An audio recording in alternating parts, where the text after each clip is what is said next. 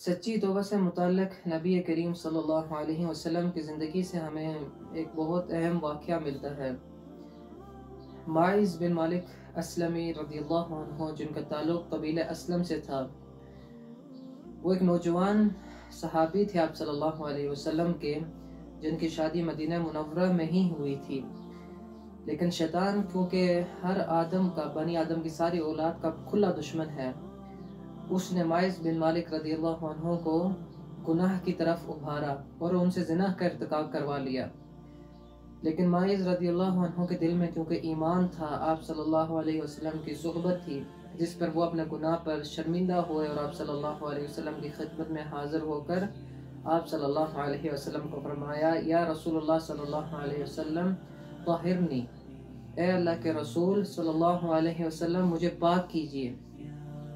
جس پر آپ صلی اللہ علیہ وسلم نے فرمایا، وَيْحَكَ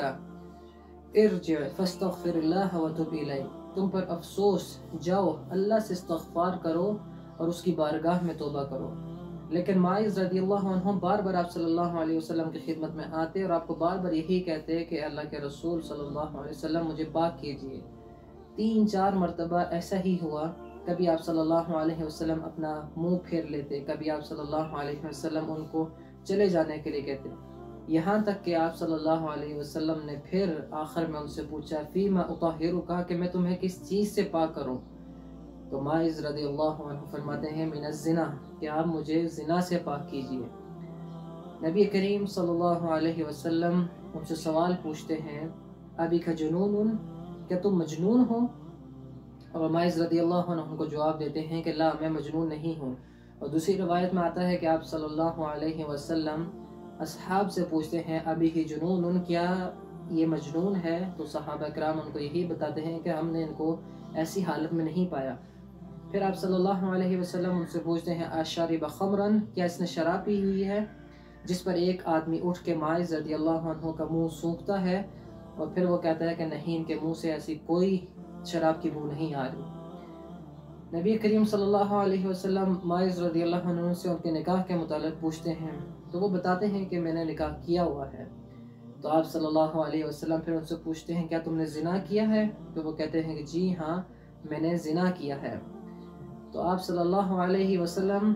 پھر ان سے پوچھتے ہیں، فَهَلْ تَدْرِ مَا الزِّنَا، کیا تمہیں معلوم ہے کہ زنا کسے کہتے ہیں؟ تو معاذ رضی اللہ عنہ فرماتے ہیں، نعم اتیت منها حراما ما یأتی الرجل من امرأته حلالا۔ معاذ رضی اللہ عنہ فرماتے ہیں کہ میں اس سے حرام طور پر، میں نے اس سے وہ کام کیا ہے جو آدمی اپنی بیوی کے ساتھ حلال طور پر کرتا ہے۔ پھر آپ صلی اللہ علیہ وسلم معاذ رضی اللہ عنہ سے پوچھتے ہیں،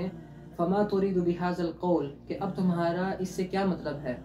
تو معاذ رضی اللہ عنہ فرماتے ہیں، اريد ان تطہرنی، معاذ رضی اللہ عنہ فرماتے ہیں کہ میں چاہتا ہوں کہ آپ مجھے اس گناہ سے پاک کر دیجئے۔ جب یہ ساری حجت ان کے پر تمام ہو چکی ہوتی ہے تو نبی صلی اللہ علیہ وسلم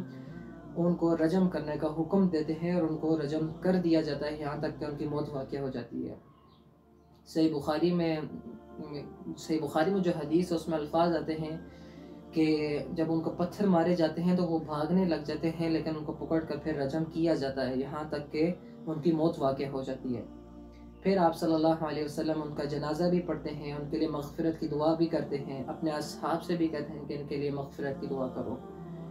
جب آپ صلی اللہ علیہ وسلم جا رہے ہوتے ہیں تو 2 آدمی معاذ رضی اللہ عنہ کے بارے میں بات کر رہے ہوتے ہیں اور وہ کہتے ہیں کہ اللہ تعالیٰ نے اس کا عیب چھپایا، لیکن اس نے خود اپنے آپ کو ہلاکت میں ڈال دیا، یہاں تک کہ اس کو پتھروں سے ایسے مارا گیا جیسے کتے کو مار مار کر پتھروں سے مار دیا جاتا ہے۔ لیکن آپ صلی اللہ علیہ وسلم ان کی اس بات پر خاموش رہے اور وہاں سے آگے چلے گئے۔ جب تھوڑا سا نبی صلی اللہ علیہ وسلم آگے گئے تو آپ نے دیکھا کہ راستے میں ایک گدھا مرا ہوا ہے، جس کا جسم پھولا ہوا ہے، اس کے ہاتھ اوپر کی طرف ہیں، پاؤں اوپر کی طرف ہیں۔ تو آپ صلی اللہ علیہ وسلم نے انہی 2 شخص کے بارے میں پوچھا کہ وہ فلاں آدمی کہاں ہیں۔ وہ آپ صلی اللہ علیہ وسلم کی خدمت میں حاضر ہوئے تو آپ صلی اللہ علیہ وسلم نے کہا، اترو اور اس کا گوشت کھاؤ۔ جس پر وہ حیران ہوئے کہ اس گدھے کا، مرے ہوئے گدھے کا گوشت کون کھا سکتا ہے؟ تو آپ صلی اللہ علیہ وسلم نے ان کو کہا کہ تھوڑی دیر پہلے جو تم اپنے بھائی کی عیب جوئی کر رہے تھے، جو اس کی برائیاں بیان کر رہے تھے، وہ اس کا گوشت کھانے سے زیادہ خطرناک معاملہ ہے۔ اتنا خطرناک معاملہ آپ صلی اللہ علیہ وسلم نے فرمایا اس کے بارے میں۔ اور پھر آپ صلی اللہ علیہ وسلم نے قسم کھا کر کہا والذی نفسی بیدہ انہ الآن لفی انہار الجنت ینقمس فیہا، کہ آپ صلی اللہ علیہ وسلم نے فرمایا قسم ہے اس ذات کی جس کے ہاتھ میں میری جان ہے کہ ماعز رضی اللہ عنہ اس کو جنت کی نہروں میں غوطے کھا رہے ہیں۔ اور دوسری جگہ بھی آپ صلی اللہ علیہ وسلم ان کی توبہ سے متعلق فرماتے ہیں لَقَدْ تَابَ تَوْبَةً لَوْ قُسِمَتْ بَيْنَ أُمَّةٍ لَوَسِعَتْهُمْ، کہ ان کی توبہ بلا شبہ ان کی توبہ ایسی توبہ ہے کہ اگر اس کو ایک امت کے اوپر تقسیم کر دیا جائے تو وہ اس پوری امت کے لیے کافی ہو جائے۔ یعنی کہ ماعز بن مالک رضی اللہ عنہ نے اتنی سچی توبہ کی کہ اگر وہ ایک امت کے اوپر تقسیم اس کو کر دیا جائے تو وہ ہر بندے کے گناہ کو مٹا جانے کے لیے کافی ہو۔ یہ تھی ان اصحاب کی سچی توبہ۔ یہ حدیث، یہ جو واقعہ ہے، یہ ہمیں صحیح بخاری میں بھی ملتا ہے، صحیح مسلم میں بھی ملتا ہے، اور ابو داؤد میں بھی یہ واقعہ موجود ہے۔ اس واقعے سے ہمیں بہت سارے ہمیں اس واقعے سے سبق ملتا ہے، لیکن ان میں سے اہم جو چیزیں ہمیں ملتی ہیں وہ یہ ہیں کہ جب بھی کسی سے بھی گناہ ہو جائے کسی بھی معاملے میں، تو اس کو چاہیے کہ وہ فوراً اللہ کی طرف رجوع کرے، اللہ تعالیٰ سے توبہ کرے، اللہ تعالیٰ سے استغفار کرے، اپنے گناہ پہ شرمندہ اور اس گناہ کو چھوڑ بھی دے، یعنی کہ اس گناہ کے پر وہ ڈٹا رہے۔ اور دوسرا، معاشرے کے لیے پیغام بھی ہمیں ملتا ہے کہ معاشرے میں اگر کوئی آدمی بھی دین کی طرف آنا چاہتا ہے، اپنے گناہوں سے توبہ کرنا چاہتا ہے،